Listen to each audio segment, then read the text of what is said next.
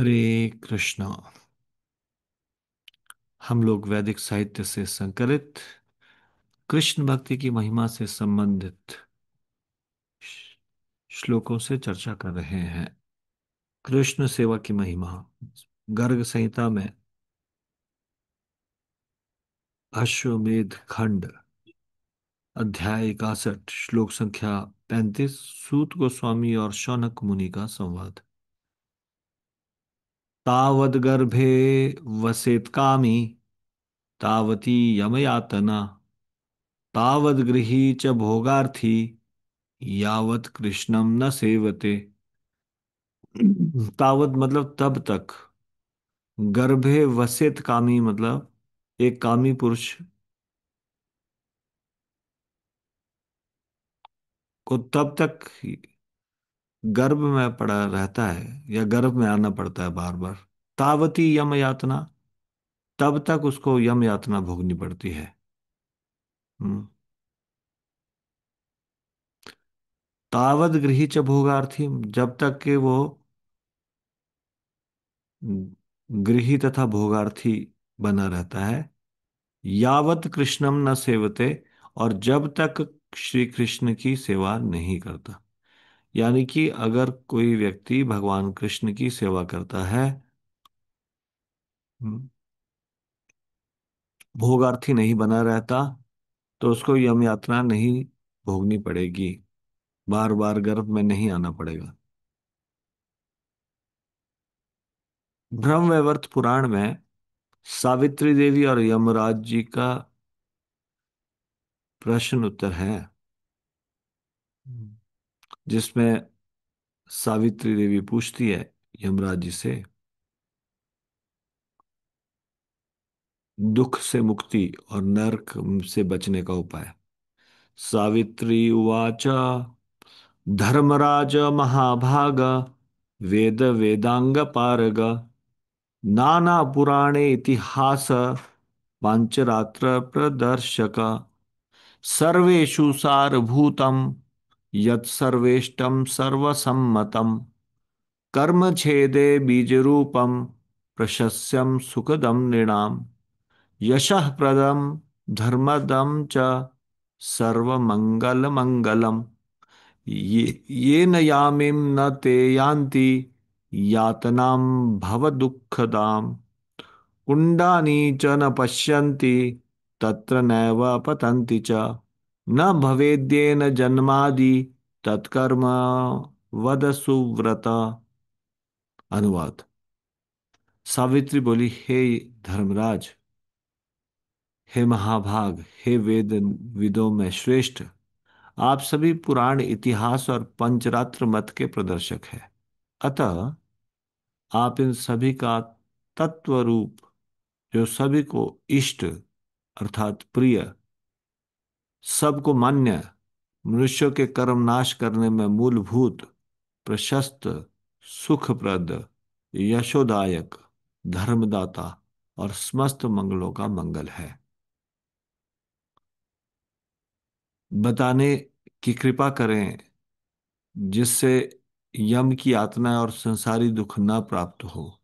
हे सुव्रत, ऐसा कर्म बताएं जिससे नरक कुंडों के दर्शन ना हो और उसमें गिरे नहीं तथा जन्म मरण से रहित हो जाए। तो सावित्री देवी का प्रश्न सुन के यमराज जी उत्तर देते हैं। यम उवाच वत्से चतुर्षु वेदेषु धर्मो वे संहितासु च पुराणेष्वि इतिहासेषु पांचरात्रदिकेषु च अन्येषु सर्वशास्त्रेषु वेदांगेषु च सुव्रते सर्वेष्टं सारभूतं च मंगलम कृष्ण सेवनम जन्म मृत्यु जरारोग शोक संताप तारणम सर्वमंगल रूपम च परमानंद कारणम कारणम सर्व सिद्धिनां नरकार्णवतारणम भक्ति वृक्षांकर करम कर्म वृक्ष निकृंतनम गोलोक मार्ग सोपान मविनाशी पद प्रदम सालोक्य साष्टि सारूप्य सामीप्यदिप्रदं शुभे कुंडानी यमदूतं च यम च यम किंकरान् स्वप्ने स्वप्नेपि नहीं पश्यन्ति सती श्री कृष्ण किंकरा। अनुवाद। यम बोले, हे वत्से, चारों वेदों, संहिताओं, पुराणों, इतिहासों और पांचरात्र आदि ग्रंथों में तथा हे सुब्रते, अन्य सभी शास्त्रों, व्याकरण आदि वेदांगों में यही एक धर्म बताया गया है कि भगवान श्री कृष्ण का सेवन ही सभी का इष्ट, तत्वभूत और परम मंगलमय है। वह जन्म, मृत्यु, वृद्धता, रोग, शोक, संताप से बचाने वाला, समस्त मंगल रूप, परमानंद का कारण, समस्त सिद्धियों का कारण, नरक सागर से तारने वाला, भक्ति रूपी वृक्ष का अंकुर उत्पन्न करने वाला और कर्म रूपी वृक्ष का नाशक है, तथा गोलोक के मार्ग की सीढ़ी, कभी भी विनष्ट न होने वाले स्थान का प्रदाता एवं सालुक्य, सायुज्य, सारूप्य तथा सामीप्य आदि मोक्ष का दायक है। हे शुभे, इस प्रकार भगवान श्री कृष्ण के किंकर यानी कि सेवक होने पर वे प्राणी नरकों के कुंडों, यमदूतों, यम तथा यम भट्टों को स्वप्न में भी नहीं देखते हैं। तो असलियत में तो हम माया के किंकर हैं। थोड़ा सा समय कृष्ण की भक्ति में लगाते हैं, बाकी समय तो माया में ही लगे रहते हैं।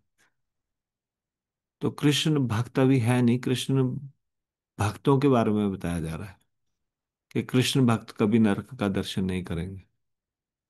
कृष्ण भक्त बनने का प्रयास कर रहे हैं, कृष्ण भक्त अभी बने नहीं। वास्तव में तो कृष्ण भक्त बनने का अर्थ ये है कि जीवन का एक मात्र उद्देश्य, एक ही प्रायोरिटी, कृष्ण भक्ति। एक ही उद्देश्य, भगवान में मन लगाना, भगवान को अपने जीवन का केंद्र बिंदु बनाना। तो फिर नरकों के कुंडों, यमदूतों और यम यातनाओं या यम भट्टों को वो व्यक्ति स्वप्न में भी नहीं देखेगा। एक और चीज यहाँ पे बताई, सालोक्य, सायुज्य, सारूप्य और सामीप्य मोक्ष का दायक है कृष्ण की भक्ति। लेकिन सायुज्य तो भक्त लोग स्वप्न में भी नहीं चाहते, और सायुज्य के अलावा सारी मुक्तियां भक्तों को मिलती है। सायुज्य वो चाहते नहीं, सायुज्य है भगवान से एक हो जाना। सायुज्य तो मायावादियों का लक्ष्य है। तो फिर ऐसा क्यों लिखा है यहाँ पे? तो अगर कोई कृष्ण की शरण में जाता है किसी भी उद्देश्य से, किसी भी उद्देश्य से, सायुज्य मुक्ति के उद्देश्य से भी अगर कोई जाता है, तो भी भगवान की भक्ति उसको ये प्रदान कर सकती है अगर वो ऐसा चाहता है। लेकिन भगवान के भक्त ये जानते हैं भगवान के भक्त का क्या लक्ष्य है। भगवान के भक्त भगवान से एकाकार नहीं होना चाहते, भगवान के सेवक बनना चाहते हैं। सायुज्य मुक्ति की वे निंदा करते हैं, उपेक्षा करते हैं और भगवान के बराबर बनने का प्रयास नहीं करते हैं। तो सायुज्य मुक्ति भक्तों के लिए नहीं है, भक्त लोग इसे नहीं चाहते। परंतु यदि वे चाहें तो कृष्ण प्रदान कर सकते हैं। और सायुज्य मुक्ति में क्या होता है, जो मायावादियों का लक्ष्य है, भगवान की ब्रह्म ज्योति में लीन हो जाना।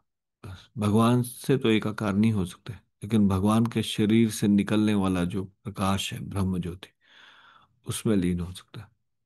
भगवत गीता दूसरा अध्याय 40वां श्लोक, नेहा विक्रम नाशो अस्ति प्रत्यवायो न विद्यते स्वल्पमप्यस्य धर्मस्य त्रायते महतो भयात्। इस प्रयास में न तो हानि होती है न ही ह्रास, अपितु इस पथ पर की गई अल्प प्रगति भी महान भय से रक्षा कर सकती है। तो किस प्रयास में? ये भक्ति के प्रयास में बताया जा रहा है। जो कोई व्यक्ति भक्ति के प्रयास में लगा होता है तो ना तो कोई हानि होती है ना ही ह्रास, अपितु इस पथ पर की गई अल्प प्रगति, थोड़ा सा भी कोई भक्ति करता है तो भी महान भय से रक्षा कर सकती है। तो इसको कैसे समझे, कौन सा महान भय? महान भय ये है कि भक्ति का मौका ही ना मिले और मनुष्य का शरीर ही ना मिले। जिस व्यक्ति ने इस जन्म में थोड़ी सी भी भक्ति की है और उसके जीवन में ये लक्ष्य बनाया है भगवान की भक्ति करने का, तो वो अपना प्रयास यदि पूरा नहीं भी कर पाता है, भगवत धाम नहीं भी जा पाता है, तो अगले जन्म में भक्ति का मौका ही छीन जाएगा, यानी कि नीचे के जन्मों शरीर मिलेंगे, ऐसा उसके साथ नहीं होगा। ये महान भय है। महान भय क्या है? महान भय से रक्षा होती है।